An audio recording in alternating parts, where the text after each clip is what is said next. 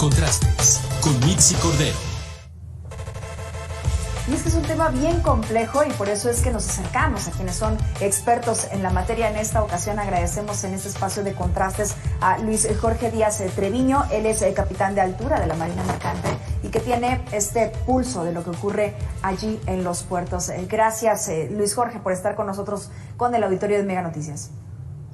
Bueno, muy buenas tardes con ustedes. Muchas gracias por la invitación. Saludos a su auditorio.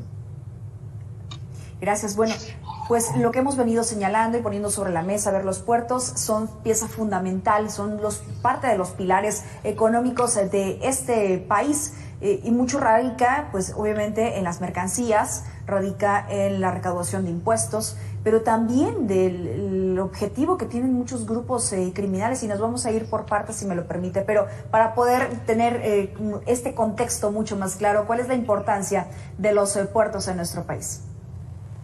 Bueno, la importancia de los puertos son un eslabón de la cadena de transportes, ¿sí? O sea, es el vínculo entre, en la actualidad, usted puede mandar sus exportaciones a través de los puertos, digamos, exportando directamente desde el centro de la República o del Bajío hasta su lugar de destino, o importando desde el lugar de Europa, por decir algo, piezas para los automóviles, pasando por los puertos hasta su lugar de destino. Entonces, en ese tránsito hay que ser muy cuidadosos con la seguridad, porque no nada más es la seguridad. Acuérdense que ya hubo un problema en el 2001 con las Torres Gemelas, y entonces se metieron nuevos sistemas de seguridad, y cada día se han ido tratando de mejorar, aunque hay mucho por hacer todavía. Esa es la importancia, y la importancia es que... Eso era justamente lo que le iba yo a preguntar, o sea, se ha tratado de mejorar, pero se ha logrado al punto de que dejen de ocurrir cierto tipo de situaciones, porque poníamos el ejemplo más claro y más reciente, sobre todo lo ocurrido allá en Colima, con el robo de estos contenedores. No estaba claro exactamente qué había ocurrido, sí se había dicho, había sido muchas horas en las que tuvieron la oportunidad estos ladrones de estarse llevando los contenedores, de estarlos vaciando, y ¿quién los regula? Vamos, ¿quién pone orden en este sentido? Mire, en ese sentido, yo creo que tenemos que poner un punto muy claro ahí. Por ejemplo, en el caso del Manzanillo, dicen que era un recinto fiscal estratégico fuera de la zona concesional al puerto. Por ejemplo, hoy en día encuentra usted puertos, los llamados puertos secos, en lugares como Guadalajara, el Bajío, creo que en León y en Guanajuato y en Aguascalientes. Entonces, son recintos fiscales estratégicos. Algunos son privados, pero tienen dentro la aduana. Entonces, ahí yo no he trabajado en esa parte, pero tienen que tener alguna regulación gubernamental, puesto que ahí son recintos fiscales estratégicos donde hay mercancías que están controladas por la aduana. Entonces, deben de tener algún código como el que nosotros tenemos en los puertos. Nosotros tenemos en los puertos un código internacional que se llama de protección de buques e instalaciones portuarias. Pero entonces esa es una parte civil donde se protegen los buques y las instalaciones portuarias. Pero aparte hay otras cuestiones que son las cuestiones aduaneras, donde usted tiene que tener desde hace años un sistema aleatorio de acuerdo con sus socios comerciales, en donde usted revise aleatoriamente unos cuantos contenedores dependiendo de sus cuestiones. Y dentro de esa inspección, la más rápida para evitar demoras, estaban usando desde hace años unos arcos de, de rayos gamma y otro tipo de cosas no destructivas, de manera que usted pudiera saber mucho de eso, ¿no? Y otra de las cosas es el origen-destino de las mercancías. Entonces, hace falta mucho por hacer, sobre todo yo pienso que hace falta mucha coordinación entre todos los niveles de gobierno, porque en los puertos la policía es municipal. Por ejemplo, yo tengo diciendo que tienen que hacer hoy en día que está los puertos a cargo de SEMAR, el artículo 19 de la Ley de Puertos original de 1993 dice que tiene que haber un reglamento de coordinación de autoridades portuarias. Con lo que pasó en Manzanillo, yo creo que ya no es dejar de pasar no un mes más, sino debía ser urgente hacer un sistema de coordinación donde la aduana, la secretaría, el puerto con sus códigos de servicio y todo el mundo le diera seguridad a las cargas, porque una de las funciones de los puertos es darle seguridad al comercio. Si se pierde la seguridad y se pierde la confianza, vamos a tener problemas, porque por los puertos pasa el 90% del comercio del mundo, de las cadenas, se para y ya veo los problemas que hemos tenido. Entonces, seguridad es lo que tenemos que darle. Así es, y tenemos... va de alguna forma a desincentivar, ¿no? La derrama económica y las inversiones incluso, porque digamos, no es un lugar seguro, no se tienen las garantías para poder hacer este transporte de las diferentes mercancías y después nos vamos a enfrentar a otro tipo de problemas. Ahora, a ver, Luis Jorge, déjeme preguntarle esto porque muchos de los cambios que han venido realizándose en los puertos, pues tiene que ver con actos de corrupción y actos de inseguridad y que por eso, bueno, pues al final se tenía que militarizar, por decirlo de algún modo, y dejar de un lado la parte civil que usted nos mencionaba hace unos momentos. En entrevista con Mega Noticias, que vamos a escuchar a continuación, y usted me dirá si coincide o no, pues nos dice precisamente que los militares no son corruptos, es solamente un mito. Así nos lo dijo Mike Vigil, él es exagente de operaciones internacionales de la DEA, que tuvimos en entrevista con Mega Noticias. Vamos a escucharlo, si me lo permite, y me dice si está de acuerdo o qué se le puede agregar. Este gobierno le está dando mucho poder a los militares. Ahora están en construcción, están manejando los puertos, están haciendo casi todo. Entonces, el ejército se ha convertido a la empresa más grande de construcción en el gobierno mexicano. Entonces, hay que tomar precaución en eso, porque también eso causa bastante corrupción y impunidad si tienen tanto poder. ¿Qué opinan?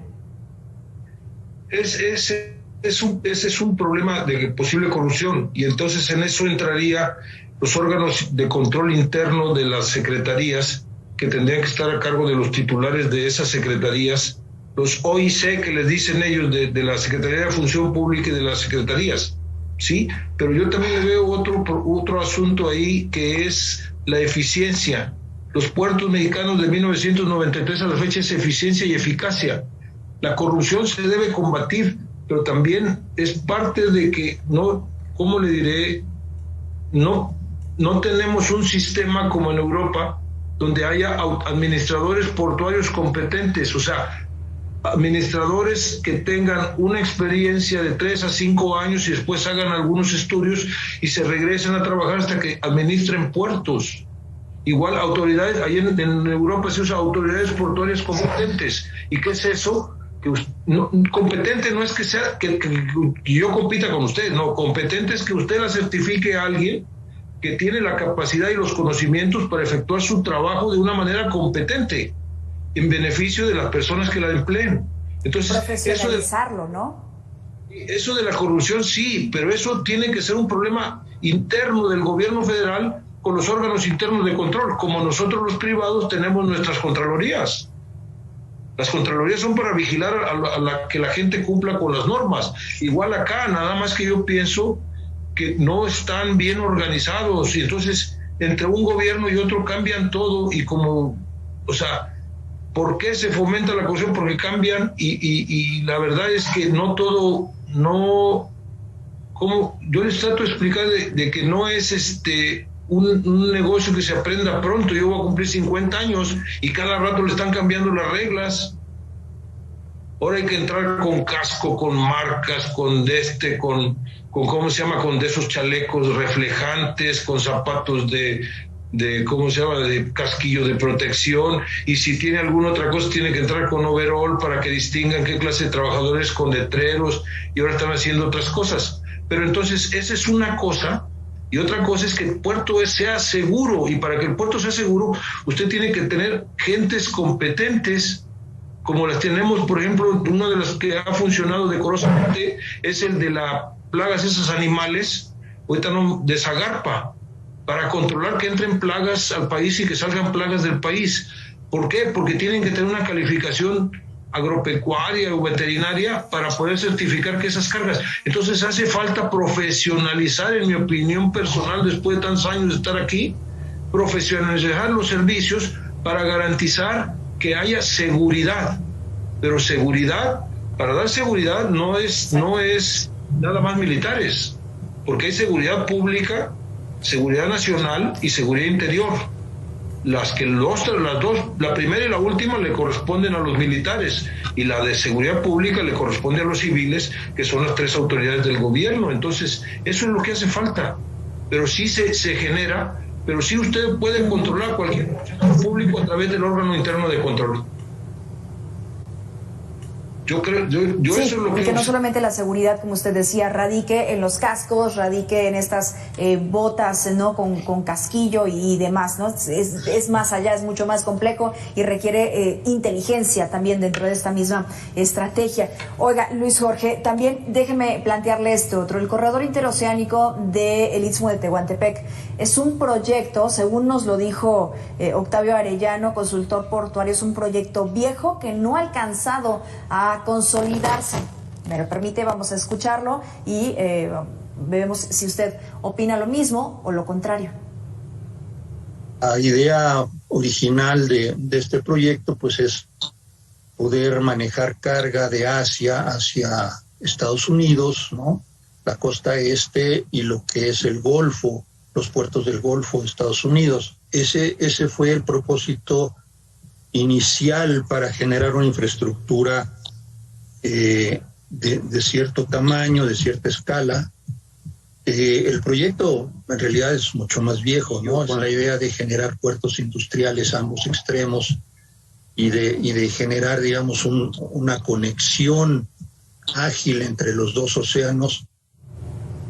Eso sí, con respecto al corredor interoceánico del Istmo de Tehuantepec. Ese era el proyecto original, que no había canal de Panamá. Pero el último proyecto que se elaboró en el 2014, la idea era hacer los 2 puertos, Coatzacoalcos y Salina Cruz, y el tren y las carreteras, pero se estaban haciendo, era una zona económica especial, recuerde. La otra zona económica especial era Michoacán, sí, en el Pacífico, Chiapas, Tabasco, Coatzacoalcos, Campeche y Yucatán. ¿Y qué era la idea? La segunda idea, yo participé en esa idea desde el diseño original, era que se hicieran zonas económicas especiales. Hubo una ley de zonas económicas especiales donde se iban a buscar, la idea era transformar y generar empleos calificados y ciudades habitables para evitar que la migración que está pasando a las grandes metrópolis mexicanas y que están teniendo problemas con agua y otra serie de servicios. Entonces aquí la idea era hacer unas zonas industriales de transformación, no hacer un corredor donde bajaran los contenedores y los pasara de un lado del Pacífico al Golfo y del Golfo al Pacífico, no. Que pasaran los contenedores, los llevaran a una zona industrial, se transformaran, se volvieran a cargar y se mandaran a sus destinos. Eso ahorita va a ser más importante por los problemas que hay con el transporte y las pandemias y todo, que es muy probable que se vayamos a caer al famoso nearshoring, o sea, que se vayan a empezar a situar las empresas poco a poco más cerca de sus centros de consumo. Pero la idea original, la segunda idea, también era la cuestión de seguridad, que esa zona sirviera para detener la migración, porque iba a haber salarios y trabajo. Oiga, capitán, ¿qué pasó con las zonas especiales? Tengo entendido que se dejaron a un lado, ¿no? No, abrogaron la ley completa, cancelaron todo. Sí. Y se empezó de nuevo, y ahorita no han dicho, o sea, ¿cómo no se puede? ¿Todo porque olía pasado? ¿Porque olía neoliberal?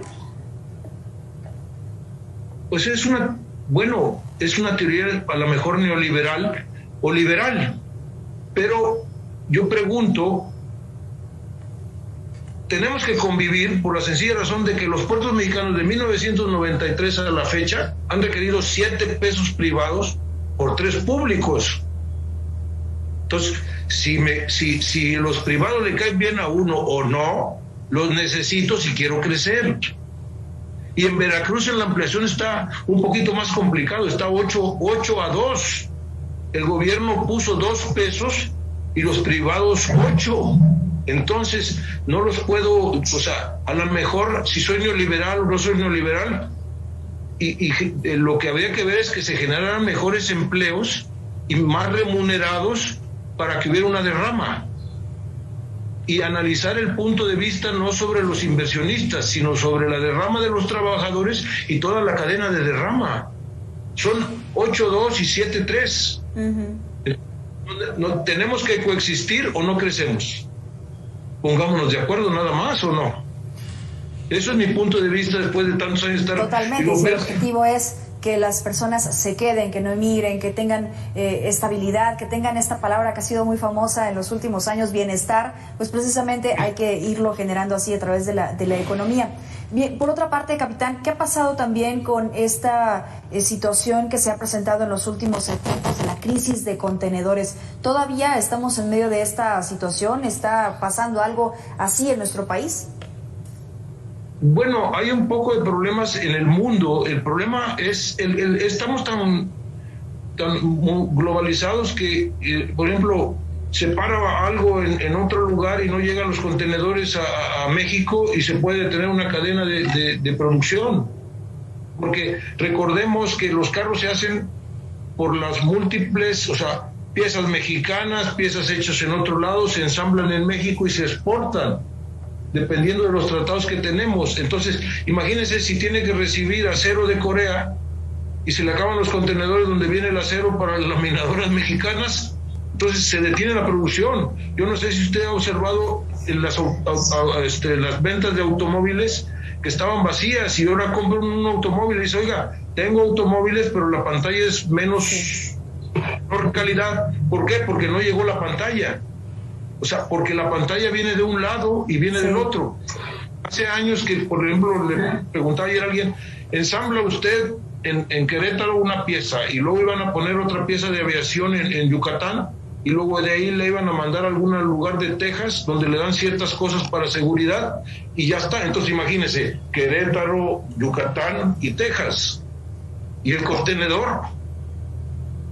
Si el problema es que cuando se le paran los contenedores y no hay, como son de medidas exactas y especiales dependiendo, entonces tiene usted la carga pero no tiene el envase donde mandarlo. Entonces ese es el eslabón. Y otro problema que hemos estado teniendo, yo lo estaba empezando a analizar, era el problema del agua en algunos lugares, de que se está congestionando la gente y está faltando el agua. Entonces, desde hace años que están diciendo que hay que descongestionar a la gente a los puertos, pero ¿cómo le descongestiona usted ciudades como Guadalajara y como Monterrey, trasladando un poco hacia Tamaulipas y un poco hacia la costa, si no les ofrece excelentes empleos y medios de transporte? Estuve en China en el 2018 antes de la pandemia y usted, por ejemplo, puede trabajar en Guadalajara y vivir en una ciudad que está a 500 kilómetros y hace menos de una hora de trasladarse en un tren rápido y llegar a su trabajo. Nosotros no tenemos eso. Sí, complicadísimo. Complicadísimo. Capitán, se nos ha acabado el tiempo lamentablemente, pero es un gusto poder platicar con usted y sobre todo conocer en qué situación estamos, hacia dónde tendríamos que estar yendo y hacia dónde también tendría que estar la importancia por parte de los que toman decisiones en nuestro país. Luis Jorge Díaz Treviño, gracias por esos minutos con Mega Noticias. Muchas gracias, Gusto. A sus órdenes, cualquier cosa estamos a sus órdenes. Un saludo para su auditorio. Muchísimas gracias a usted. Que tenga excelente tarde.